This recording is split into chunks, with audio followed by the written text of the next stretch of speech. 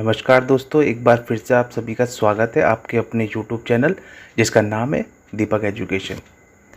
आज की जो वीडियो है वो आपके उत्तराखंड के 20 क्वेश्चंस पे आधारित है, जो कि आपकी आगामी परीक्षा के लिए बहुत ही महत्वपूर्ण है।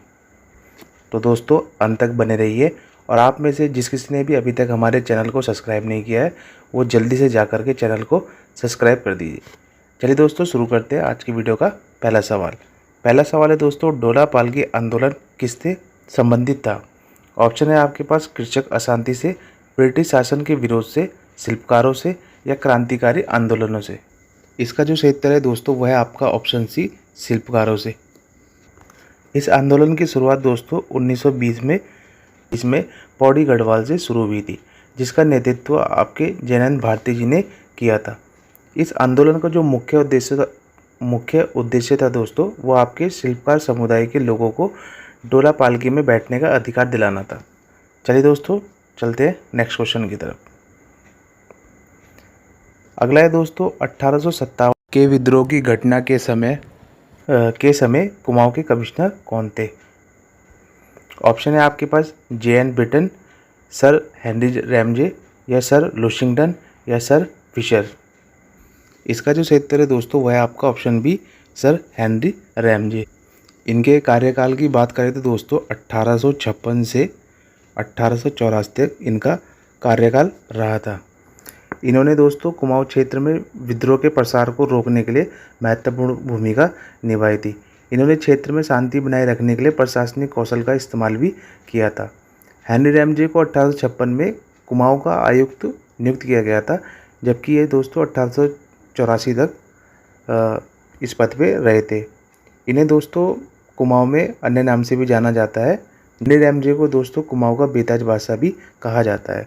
चलिए दोस्तों चलते हैं नेक्स्ट क्वेश्चन की तरफ। अगला है दोस्तों, मथुरा प्रसाद नैथानी और कुछ अन्य गढ़वालियों ने निम्नलिखित में से किस स्थान पर 1907 में गढ़वाल भांतरी मंडल की स्थापना की थी? ऑप्शन है देहरादून, मेरठ, दिल्ली, या लखनऊ। इसका जो सही उत्तर है दोस्तों वह आपका ऑप्शन डी, लखनऊ। तो दोस्तों गढ़वाल भ्रांतरी मंडल की जो स्थापना थी आपकी 1907 में लखनऊ में हुई थी मथुरा प्रसाद नैथानी के द्वारा। चलिए दोस्तों चलते हैं अगले क्वेश्चन की। अगला है दोस्तों, अल्मोड़ा में सबसे पहले प्रेस खोलने और समाचार पत्र प्रकाशित करने का श्रेय किसे जाता है? ऑप्शन है Harivallabh Pant, option B Govind Vallabh Pant, option C Buddhi Vallabh Pant, या ऑप्शन डी बद्रीदत्त पांडे।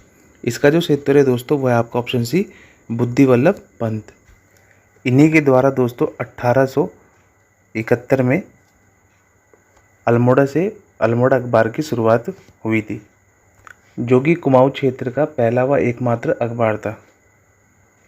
चलिए दोस्तों चलते हैं नेक्स्ट क्वेश्चन की तरफ। अगला है दोस्तों, कौन कुर्मांचल केसरी के नाम से प्रसिद्ध है? ऑप्शन है गोविंद वल्लभ पंत, अनुसुईया प्रसाद बहुगुणा, मुकुंदी लाल, या बद्रीदत्त पांडे। इसका जो सही उत्तर है दोस्तों वह है आपका ऑप्शन डी, बद्रीदत्त पांडे। बद्रीदत्त पांडे की बात की जाए तो दोस्तों 15 फरवरी 1882 में इनका जन्म हरिद्वार जिले के कनकल में हुआ था, जबकि मूल रूप से ये अल्मोड़ा क्षेत्र के रहने वाले थे। 1913 में दोस्तों ये अल्मोड़ा अखबार के संपादक बने।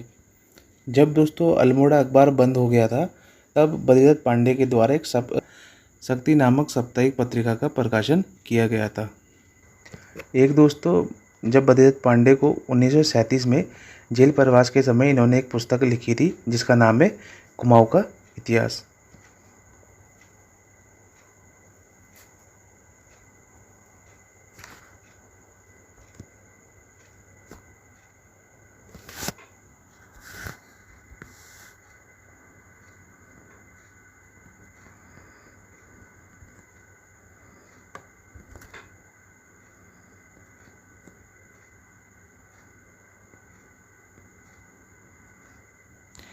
बद्रीदत्त पांडे को दोस्तों भक्त दर्शन के द्वारा कुमाऊं का नरकेसरी कहा गया है। बद्रीदत्त पांडे की जो मृत्यु थी दोस्तों वो 1965 में हुई थी। 1965 में हुई थी। चलिए दोस्तों देखते हैं अगला क्वेश्चन। अगला है दोस्तों, गढ़वाल कांग्रेस कमेटी के निमंत्रण पर पंडित जवाहरलाल नेहरू किस वर्ष दुगड्डा आए थे? ऑप्शन है 1930, 1932, 1936 या 1939। इसका जो सही उत्तर है दोस्तों वह आपका ऑप्शन सी 1936। 1936 में दोस्तों गढ़वाल कांग्रेस कमेटी के निमंत्रण पे पंडित जवाहरलाल नेहरू जी दुगड्डा आए थे।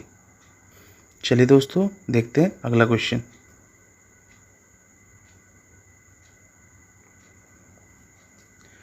अगला है दोस्तों, सविनय अवज्ञा आंदोलन के दौरान अल्मोड़ा नगर पालिका भवन पर तिरंगा झंडा फहराने वालों में निम्नलिखित में से कौन सम्मिलित नहीं थी? ऑप्शन है मंगला देवी, होमवती देवी, रेवती देवी या जीवंती देवी। इसका जो सही उत्तर है दोस्तों वह आपका ऑप्शन बी होमवती देवी।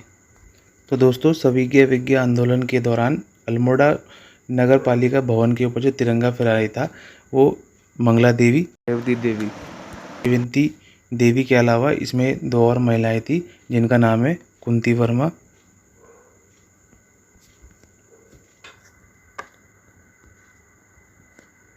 और दूसरा है भारती देवी।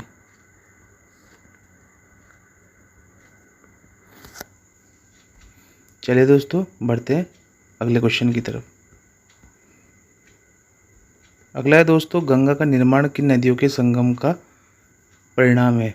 ऑप्शन है भागीरथी एवं अलकनंदा देवप्रयाग में, ऑप्शन बी भागीरथी एवं अलकनंदा कर्णप्रयाग में, ऑप्शन सी भागीरथी एवं अलकनंदा गंगोत्री में, ऑप्शन डी भागीरथी एवं अलकनंदा रुद्रप्रयाग में। तो दोस्तों जैसा कि आप जानते हैं कि जो गंगा है वो आपके दो नदियों का संगम है जो कि भागीरथी और अलकनंदा को कहा जाता है। जब यह दो नदियाँ देवप्रयाग में मिलती हैं तब गंगा की उत्पत्ति होती है। तो दोस्तों इसका जो सही आंसर है वह है आपका ऑप्शन ए भागीरथी एवं अलकनंदा देवप्रयाग में। इसके अलावा दोस्तों जो भागीरथी है इसको सास का दर्जा दिया गया है और अलकनंदा को बहू का दर्जा दिया गया है। इन दो नदियों के अन्य नाम दोस्तों सास और बहू के नाम से भी जानी जाती है। चलिए दोस्तों चलते हैं अगले क्वेश्चन की तरफ। अगला है दोस्तों, श्री बद्रीनाथ निम्न में से किस नदी के किनारे स्थित है? Option A Ganga, option B Bhagirathi, option C Alaknanda, option D Kosi. इसका जो सही उत्तर है दोस्तों वह आपका ऑप्शन सी अलकनंदा। अलकनंदा के तट पर आपका बद्रीनाथ धाम स्थित है जो कि आपका उत्तराखंड के 4 धामों में से एक धाम है जो कि आपका श्री नारायण जी यानी विष्णु भगवान जी को समर्पित मंदिर है। बद्रीनाथ मंदिर की बात की जाए तो दोस्तों यह आपका चमोली जिले के अंतर्गत आता है। 9वीं शताब्दी के बीच का माना जाता है।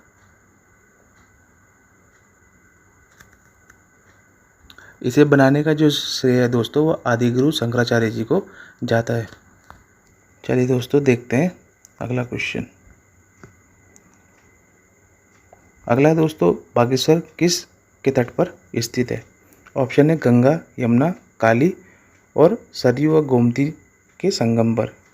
इसका जो सही उत्तर है दोस्तों वह आपका ऑप्शन डी सरयू और गोमती के संगम पर आपका बागेश्वर स्थित है। बागेश्वर दोस्तों भगवान शिव को समर्पित बागनाथ मंदिर के लिए प्रसिद्ध है। चलिए दोस्तों बढ़ते हैं अगले क्वेश्चन की तरफ। अगला है दोस्तों, निम्नलिखित में से किसने गढ़वाल की दिव्यंगत विभूतियाँ पुस्तक की रचना की? ऑप्शन है बद्रीदत्त पांडे, गंगादत्त उप्रेती या भक्त दर्शन या चंद्र सिंह गढ़वाली। इसका जो सही उत्तर है दोस्तों वह आपका ऑप्शन सी भक्त दर्शन। भक्त दर्शन की बात की जाए तो दोस्तों 1912 में पौड़ी के भराड़ गांव में इनका जन्म हुआ था। इन्होंने दोस्तों 14 वर्ष की आयु में जीवन भर खादी पहनने का व्रत लिया था। इनके मूल नाम की बात की जाए तो राजदर्शन इनका मूल नाम है, राजदर्शन। यह दोस्तों इनका मूल नाम है। जबकि इनके पिता के नाम की बात की जाए तो गोपाल सिंह रावत इनके पिताजी का नाम था। इन्होंने दोस्तों 1939 में भैरवदत्त धूलिया के साथ मिलकर के लैंसीडाउन से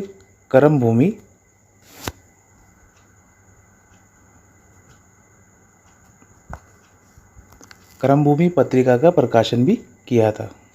भक्त दर्शन के ही द्वारा दोस्तों गढ़वाल की दिवंगत विभूतियाँ पुस्तक लिखी गई थी। इनके अलावा दोस्तों इन्होंने 2 और पुस्तक लिखी थी, जिनमें एक आती है आपका सुमन स्मृति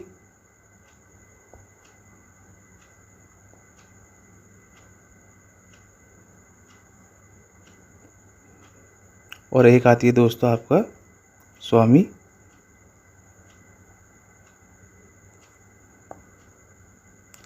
रामतीर्थ स्मृति।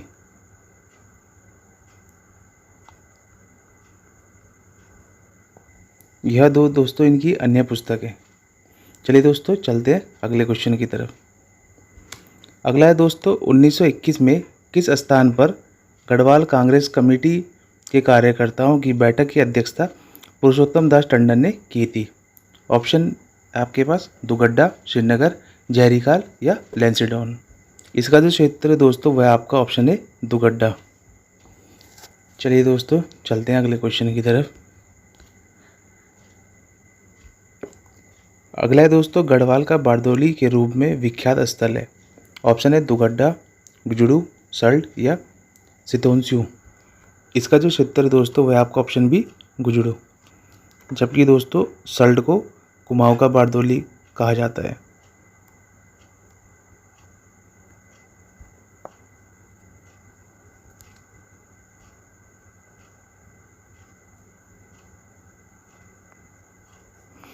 चलिए दोस्तों चलते हैं अगले क्वेश्चन की तरफ। अगला है दोस्तों पर्वतीय क्षेत्र में मिट्टी कटाव को रोका जा सकता है। ऑप्शन है गहन कृषि द्वारा या पशुचारण द्वारा, ऊपर नीची खेती करके या सीढ़ीनुमा खेती करके। इसका जो क्षेत्र है दोस्तों वह आपका ऑप्शन डी सीढ़ीनुमा खेती करके। तो दोस्तों पर्वतीय क्षेत्र में जो मिट्टी का कटाव है उसे रोकने का एकमात्र जो उपाय है वह आपका सीढ़ीनुमा खेती करके। चलिए दोस्तों चलते हैं अगले क्वेश्चन की तरफ। अगला है दोस्तों निम्न में से कौन सा युगम सही सुमेलित है। ऑप्शन है आपके पास डोडीताल टिहरी गढ़वाल से, देवरियाताल रुद्रप्रयाग में, हरीशताल चंपावत में, बेनीताल पौड़ी गढ़वाल में। इन चारों में दोस्तों हमें बताना है इनमें सही युगम कौन सा है। इसका जो क्षेत्र है दोस्तों वह आपका ऑप्शन बी देवरियाताल रुद्रप्रयाग में। इसमें डोडीताल की बात की जाए तो दोस्तों यह आपका टिहरी गढ़वाल में ना करके उत्तरकाशी में आता है।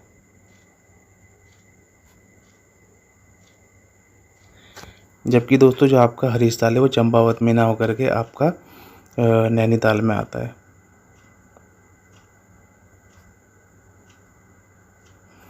और जो बेनीताल है दोस्तों ये आपका चमोली ज़िले के अंतर्गत आता है। चलिए दोस्तों चलते हैं अगले क्वेश्चन की तरफ।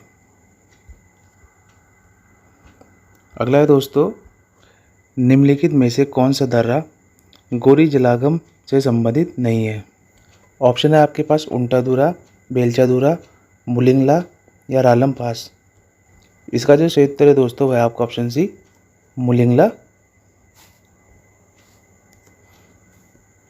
जो मुलिंगला दर्रा है दोस्तों वो आपका गोरी जलागम से संबंधित नहीं है। चलिए दोस्तों चलते हैं अगले क्वेश्चन की तरफ। अगला है दोस्तों निम्नलिखित हिमनद एवं जनपद में से कौन सा युगम सही सम्मिलित नहीं है। ऑप्शन है आपके पास कफनी बागेश्वर से, रालम पिथौरागढ़ से, खतलिंग उत्तरकाशी से या अलकापुरी चमोली से। इसका जो क्षेत्र होगा वो होगा आपका दोस्तों ऑप्शन सी खतलिंग। खतलिंग जो ग्लेशियर है दोस्तों वो आपका उत्तरकाशी में ना करके टिहरी गढ़वाल में आता है।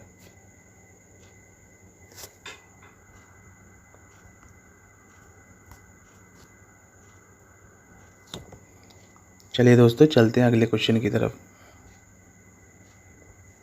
अगला है दोस्तों उत्तराखंड विधानसभा में अनुसूचित जनजाति के लिए कितनी सीट आरक्षित है। ऑप्शन है 1, 2, 3, 4। इसका जो क्षेत्र है दोस्तों वह आपका ऑप्शन बी 2। उत्तराखंड विधानसभा में दोस्तों 2 अनुसूचित जाति के लिए आरक्षित सीट है, जिसमें एक आपकी चक्राता हो गई जो कि आपकी देहरादून के अंतर्गत आती है, दूसरी है दोस्तों आपकी नानकमत्ता, जो कि आपकी उधम सिंह नगर के अंतर्गत आती है। चलिए दोस्तों चलते हैं अगले क्वेश्चन की तरफ। अगला दोस्तों, निम्न में से किस मुख्यमंत्री द्वारा उत्तराखंड में पंचायतों में महिलाओं का आरक्षण 33% से बढ़ाकर 50% किया गया था? ऑप्शन ए है Vijay Bahuguna, option B Bhuvan Chandra Khanduri, option C Harish Rawat, option D Nityanand Swami. इसका जो सही उत्तर है दोस्तों वह आपका ऑप्शन बी भुवन चंद्र खंडूरी। 2009 में दोस्तों उत्तराखंड के मुख्यमंत्री भुवन चंद्र खंडूरी द्वारा उत्तराखंड में पंचायतों में महिलाओं का जो आरक्षण था वो 33% से बढ़ाकर 50% कर दिया गया था। चलिए दोस्तों चलते हैं अगले क्वेश्चन की तरफ। तो दोस्तों आज की वीडियो का अंतिम सवाल है, उत्तराखंड विधानसभा के प्रथम मनोनीत सदस्य निम्न में से कौन थे? श्री रसेल वैलेंटाइन गार्डनर, या सुश्री किरण हिल्टन मेयर, या श्री गगन सिंह रजवार, या हाजी तस्लीम अहमद। इसका जो सही उत्तर है दोस्तों वह आपका option A Shri Russell Valentine Gardner. यह दोस्तों उत्तराखंड विधानसभा के प्रथम मनोनीत सदस्य थे। उत्तराखंड विधानसभा सीट की बात की जाए तो दोस्तों आपकी 70+1 सीटों का एंग्लो इंडियन का होता है, और इसी एंग्लो इंडियन में जो मनोनीत सदस्य थे वो आपके श्री रसेल वैलेंटाइन गार्डनर थे। तो दोस्तों इसी के साथ ही हमारी आज की वीडियो समाप्त होती है। आप सभी को हमारी वीडियो कैसी लगी लाइक, कमेंट और सब्सक्राइब करके ज़रूर बताएं। धन्यवाद दोस्तों।